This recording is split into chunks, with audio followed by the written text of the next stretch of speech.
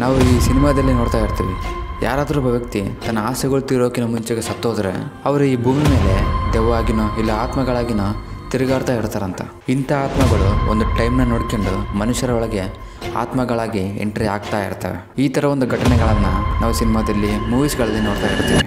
ಅದೇ ರೀತಿ 2014ರಲ್ಲಿ ಬಂದಿರತಕ್ಕಂಥ ದಿ ಕಂಜೂರಿಂಗ್ ಅನ್ನೋ ಒಂದು ಮೂವಿ ಕೂಡ ನಿಜ ಜೀವನದಲ್ಲಿ ನಡೆದ ರಿಯಲ್ ಹಾರರ್ ಇನ್ಸಿಡೆಂಟಿಂದ ಇನ್ಸ್ಪೈರ್ ಆಗಿ ತೆಗೆದಿದ್ದು. ನೀವು ಗೂಗಲ್ನಲ್ಲಿ ಹೋಗಿ top horror movies in the world ಅಂತೇಳಿ ಸರ್ಚ್ ಮಾಡಿದ್ರೆ ಈ ಮೂವಿ ಹೆಸರು ಕೂಡ ಆ ಲಿಸ್ಟ್ನಲ್ಲಿ ಇರುತ್ತೆ. ಅಷ್ಟೊಂದು ಫೇಮಸ್ ಕೂಡ ಆಗಿದೆ ಈ ಮೂವಿ. ಈ ಮೂವಿಯಿಂದ ಇರೋ ರಿಯಲ್ ಹಾರರ್ ಸ್ಟೋರಿನೇ 1970ರಲ್ಲಿ ನಡೆದ ಈ ಅನಬೆಲ್ಲಾ ಅನ್ನೋ ಒಂದು ಗೊಂಬೆ ಕಥೆ. ಈ ಸ್ಟೋರಿ ನಿಜವಾಗ್ಲೂ ನಡೆದಿದೆ ಅನ್ನೋದಕ್ಕೆ ಬಹಳ ಥಿಯರೀಸ್ ಇದಾವೆ. ಈ ಅನಬೆಲ್ಲಾ ಅನ್ನೋ ಒಂದು ಹೆಸರು ಮೇಲೆ ಬಹಳ ಮೂವೀಸ್ ಕೂಡ ಬಂದಿದೆ.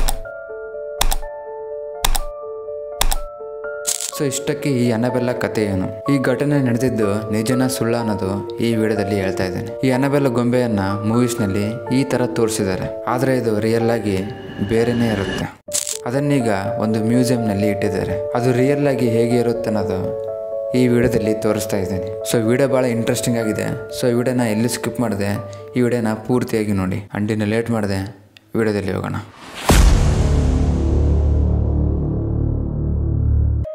ಇದು ನಡೆದಿದ್ದು 1970ರಲ್ಲಿ ಮನ್ರೋದಲ್ಲಿ. ಡೋನಾ ಅನ್ನೋ ಒಂದು ಹುಡುಗಿಗೆ ಗೊಂಬೆಗಳಂದ್ರೆ ಬಹಳ ಇಷ್ಟ. ಈ ಹುಡುಗಿ ಹೊರಗಡೆ ಎಲ್ಲಾದ್ರೂ ಹೋದ್ರೆ ಈಕೆಗೆ ಎಲ್ಲಾದ್ರೂ ಗೊಂಬೆಗಳು ಕಂಡ್ರೆ ಅದನ್ನ ತಗೊಳ್ದೆ ಬಿಡ್ತಾ ಇರಲಿಲ್ಲ. ಅಷ್ಟು ಇಷ್ಟ ಈ ಹುಡುಗಿಗೆ ಗೊಂಬೆಗಳಂದ್ರೆ. ಒಂದ್ ಏಜ್ಗೆ ಬಂದ್ಮೇಲೆ ಡೋನಾಗೆ ಈ ಗೊಂಬೆಗಳ ಮೇಲೆ ಇರೋ ಹುಚ್ಚು ಕಡಿಮೆ ಆಗಲ್ಲ. ಒಂದು ದಿನ ಡೋನಾಳ ಅಮ್ಮ ಶಾಪಿಂಗ್ಗೆ ಅಂತೇಳಿ ಹೊರಗಡೆ ಹೋದಾಗ ಅಲ್ಲಿ ಡಿಫ್ರೆಂಟ್ ಆಗಿರೋ ಒಂದು ಗೊಂಬೆ ಕಾಣುತ್ತೆ. ದೊಡ್ಡ ದೊಡ್ಡ ಕಣ್ಣುಗಳಿಂದ ತುಂಬಾ ಚೆನ್ನಾಗಿ ಬಹಳ ಅಟ್ರಾಕ್ಟಿವ್ ಆಗಿರುತ್ತೆ. ಡೋನಾಗೆ ಅದನ್ನ ಬರ್ತ್ಡೇ ಗಿಫ್ಟ್ ಕೊಡ್ಬೇಕಂತೇಳಿ ಡೋನಾಳ ಅಮ್ಮ ಇದನ್ನ ತಗೊಂತಾಳೆ. ಯಾಕಂದ್ರೆ ಡೋನಾಳ ಅಮ್ಮನಿಗೆ ಗೊತ್ತು ಅವ್ರ ಮಗಳಿಗೆ ಗೊಂಬೆಗಳಂದ್ರೆ ಬಹಳ ಇಷ್ಟ ಅಂತ. ಈ ಗೊಂಬೆಯನ್ನ ಡೋನಾಗೆ ಕೊಟ್ರೆ ಬಹಳ ಖುಷಿ ಆಗ್ತಾಳೆ ಅಂತ ಅನ್ಕೊಂಡಂಗೆ ಈ ಗೊಂಬೆಯನ್ನ ಡೋನಾಗೆ ಕೊಡ್ತಾಳೆ. ಯಾವಾಗಾದ್ರೆ ಡೋನಾ ಈ ಗೊಂಬೆಯನ್ನ ನೋಡ್ತಾಳೋ ಅವಾಗ ಬಹಳ ಖುಷಿ ಪಡ್ತಾಳೆ. ಆಗದನ್ನ ಎಲ್ಲಿಗೆ ಹೋದ್ರೂ ಆ ಗೊಂಬೆಯನ್ನ ತಗೊಂಡು ಹೋಗ್ತಾ ಇರ್ತಾಳೆ. ಯಾವಾಗ್ಲೂ ಆ ಗೊಂಬೆ ಜೊತೆ ಆಟ ಆಡ್ತಾ ಇರ್ತಾಳೆ. ಅಷ್ಟೊಂದು ಈ ಗೊಂಬೆ ಜೊತೆ ಈ ಡೋನಾ ಅಡಿಕ್ಟ್ ಆಗ್ಬಿಡ್ತಾಳೆ.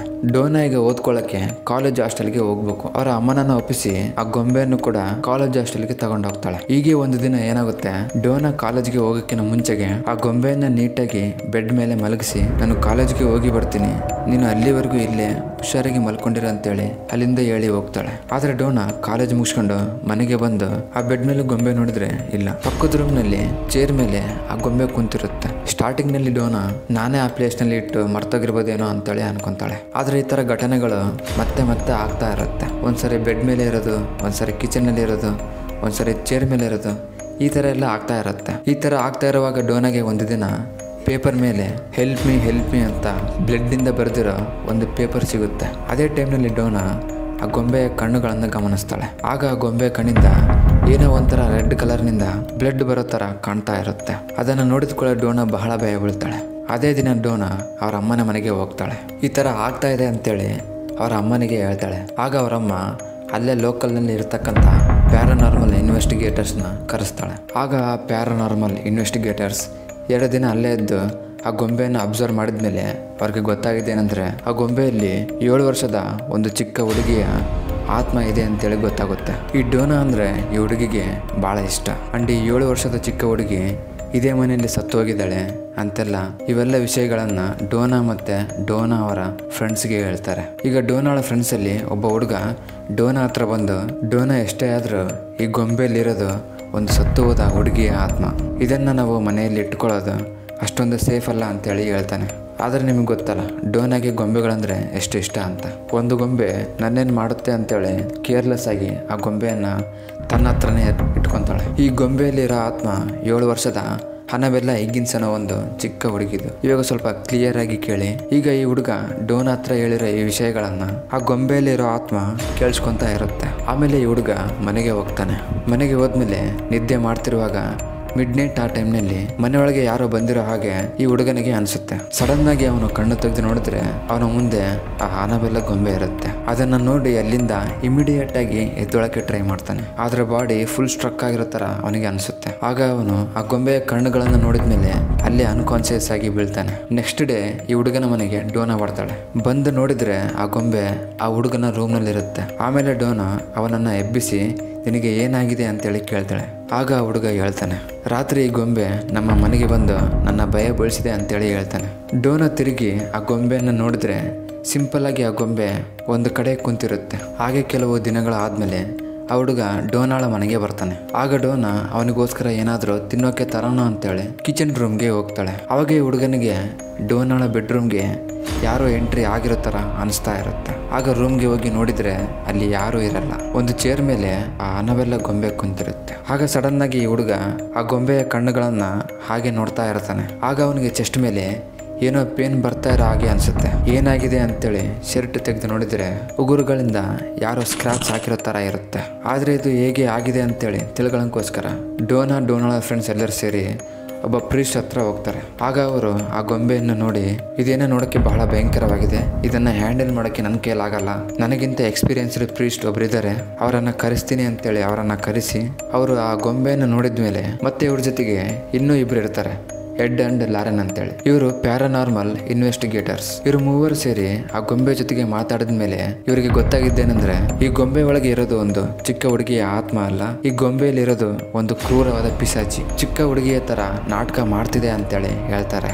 ಆಗ ಆ ಪ್ರೀಸ್ಟ್ ಅವರು ಇನ್ನೂ ಒಂದು ವಿಷಯ ಕೂಡ ಹೇಳ್ತಾರೆ. ಈ ಪಿಶಾಚಿ ಡೋನಾಳನ್ನ ಸಾಯಿಸಿ ಡೋನಾಳ ದೇಹವನ್ನ ವಶಪಡಿಸಿಕೊಳ್ಳಕ್ಕೆ ನೋಡ್ತಾ ಇದೆ ಅಂತೇಳಿ ಹೇಳ್ತಾರೆ. ಇದನ್ನ ಕೇಳಿದ ಡೋನಾ ಹೆದರ್ಕೊಂಡು ಅಲ್ಲೇ ತಲೆ ತಿರುಗಿ ಬೀಳ್ತಾಳೆ. ಆಮೇಲೆ ಈ ಪ್ರೀಸ್ಟ್ ಈ ಗೊಂಬೆಯನ್ನ ಎಡ್ ಅಂಡ್ ಲಾರೆನ್ಗೆ ಕೊಟ್ಟು ಇದನ್ನ ಇಲ್ಲಿಂದ ತಗೊಂಡೋಗಿ ಅಂತೇಳಿ ಹೇಳ್ತಾನೆ. ಎಡ್ ಅಂಡ್ ಲಾರೆನ್ ಆ ಗೊಂಬೆಯನ್ನ ಕಾರ್ನ ಬ್ಯಾಕ್ ಸೀಟ್ ನಲ್ಲಿ ಇಟ್ಟು ಕಾರ್ನ ಡ್ರೈವ್ ಮಾಡ್ಕೊಂಡು ಹೋಗ್ತಾರೆ. ಹಾಗೆ ರೋಡ್ ಮೇಲೆ ಹೋಗ್ತಾ ಇರುವಾಗ ಇವ್ರಿಗೆ ಬಹಳ ತರ ಪ್ರಾಬ್ಲಮ್ಸ್ ಎದುರಾಗ್ತವೆ.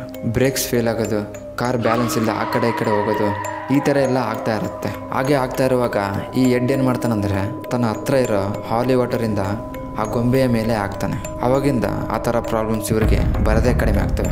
ಆಮೇಲೆ ಈ ಎಡ್ ಅಂಡ್ ಲಾರೆನ್ ಅವ್ರ ಮನೆಗೆ ಹೋದ್ಮೇಲೆ ಈ ಗೊಂಬೆಯನ್ನ ಒಂದು ಹಾಲ್ ರೂಮ್ ನಲ್ಲಿ ಇಡ್ತಾರೆ. ಆಮೇಲೆ ಈ ಎಡ್ ಅಂಡ್ ಲಾರೆನ್ ರೆಸ್ಟ್ ತಗೊಳಕ್ಕೆ ಅಂತೇಳಿ ಬೆಡ್ರೂಮ್ಗೆ ಹೋದ್ರೆ ಇಮಿಡಿಯೇಟ್ ಆಗಿ ಆ ಗೊಂಬೆ ಹಾಲ್ ರೂಮಿಂದ ಅವ್ರು ಇರ್ತಕ್ಕಂಥ ಬೆಡ್ರೂಮ್ಗೆ ಬರುತ್ತೆ. ಇದನ್ನ ನೋಡಿದ್ಮೇಲೆ ಅವರು ತಕ್ಷಣ ಹೊರಗಡೆ ಬಂದು ಆ ಬೆಡ್ರೂಮ್ ಡೋರ್ನ ಲಾಕ್ ಮಾಡ್ತಾರೆ. ಆಗ ಇವರ ಏರಿಯಾನಲ್ಲಿ ಇರ್ತಕ್ಕಂಥ ಅತಿ ದೊಡ್ಡ ಪ್ರೀಸ್ಟ್ ನ ಇವರ ಮನೆಗೆ ಕರ್ಕೊಂಡ್ಬರ್ತಾರೆ. ಆಮೇಲೆ ಆ ಪ್ರೀಸ್ಟ್ ಇವರ ಮನೆಗೆ ಬಂದು ಆ ಗೊಂಬೆಯನ್ನು ಸ್ವಲ್ಪ ಹೊತ್ತು ಅಬ್ಸರ್ವ್ ಮಾಡಿ ಆಗ ಅದರ ಹತ್ತಿರ ಹೋಗಿ ಆ ಅನಬೆಲ್ಲ ಗೊಂಬೆಯ ಕುತ್ತಿಗೆ ಹಿಡ್ಕೊಂಡು ಮೇಲೆ ಎತ್ತಿ, ನೀನು ಒಂದು ಗೊಂಬೆ ಮಾತ್ರ, ನೀನು ನನ್ನ ಏನು ಮಾಡೋಕ್ಕೆ ಆಗಲ್ಲ ಅಂತೇಳಿ ಹೇಳ್ತಾನೆ. ಆಗ ಅನಬೆಲ್ಲ ಗೊಂಬೆ ಏನು ಹೇಳುತ್ತೆ ಅಂದರೆ, ನಿನ್ನ ರಕ್ತವನ್ನು ಕುಡಿದು ನಾನೇ ನಿನ್ನ ಸಾಯಿಸ್ತೀನಿ ಅಂತೇಳಿ ಹೇಳುತ್ತೆ. ಆಗ ಈ ಪ್ರೀಸ್ಟ್ಗೆ ಕೋಪ ಬಂದು ಇದರ ಕತೆ ಹೇಗಾದ್ರೂ ಮಾಡಿ ಬೇಗ ಮುಗಿಸ್ಬೇಕು ಅಂತೇಳಿ ರಿಚುವಲ್ಸ್ ಮಾಡೋಕ್ಕೆ ಬೇಕಾಗಿರೋ ಕೆಲವು ವಸ್ತುಗಳನ್ನು ತರೋಕ್ಕೆ ಅವರ ಮನೆಗೆ ಹೋಗ್ತಾನೆ. ಹಾಗೆ ದಾರಿಯಲ್ಲಿ ಹೋಗ್ತಿರುವಾಗ ಒಂದು ವೆಹಿಕಲ್ ಬಂದು ಅವರಿಗೆ ಆಕ್ಸಿಡೆಂಟ್ ಮಾಡುತ್ತೆ.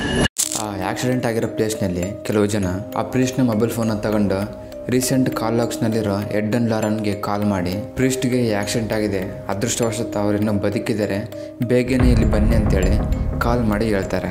ಇಮಿಡಿಯೇಟ್ ಆಗಿ ಎಡ್ ಅಂಡ್ ಲಾರೆನ್ ಆ ಆಕ್ಸಿಡೆಂಟ್ ಆಗಿರೋ ಪ್ಲೇಸ್ನಲ್ಲಿ ಹೋಗಿ ಆ ಪ್ರೀಸ್ಟ್ನ ಹಾಸ್ಪಿಟಲ್ನಲ್ಲಿ ಅಡ್ಮಿಟ್ ಮಾಡ್ತಾರೆ. ಆ ಪ್ರೀಸ್ಟ್ ಹುಷಾರಾಗೋವರೆಗೂ ಆ ಗೊಂಬೆ ಇರ್ತಕ್ಕಂಥ ಮನೆಯನ್ನ ಲಾಕ್ ಮಾಡಿ ಇರ್ತಾರೆ. ಕೆಲವು ದಿನಗಳಾದ್ಮೇಲೆ ಆ ಪ್ರೀಸ್ಟ್ ರಿಕವರಿ ಆದ್ಮೇಲೆ ಆ ಗೊಂಬೆ ಇರ್ತಕ್ಕಂಥ ಮನೆ ಡೋರ್ ಲಾಕ್ನ ತೆಗೆದು ಒಳಗಡೆ ಹೋಗಿ ಆ ಪ್ರೀಸ್ಟ್ ಮತ್ತೆ ಆ ಎಡ್ ಅಂಡ್ ಲಾರೆನ್ ರಿಚುವಲ್ಸ್ನ ಸ್ಟಾರ್ಟ್ ಮಾಡ್ತಾರೆ. ಸ್ಟಾರ್ಟ್ ಮಾಡಿದ್ಮೇಲೆ ಆ ಪ್ರೀಸ್ಟ್ ಆ ಗೊಂಬೆಗೋಸ್ಕರ ಮಂತ್ರ ತಂತ್ರಗಳಿಂದ ಮಾಡಿರುವ ಒಂದು ವುಡನ್ ಕೇಸ್ನ ತಯಾರು ಮಾಡ್ತಾನೆ. ಎಲ್ಲ ರಿಚುವಲ್ಸ್ ಕಂಪ್ಲೀಟ್ ಆದಮೇಲೆ ಆ ಪ್ರೀಸ್ಟ್ ಆ ಗೊಂಬೆಯನ್ನು ಆ ವುಡನ್ ಕೇಸ್ನಲ್ಲಿ ಇಡ್ತಾನೆ.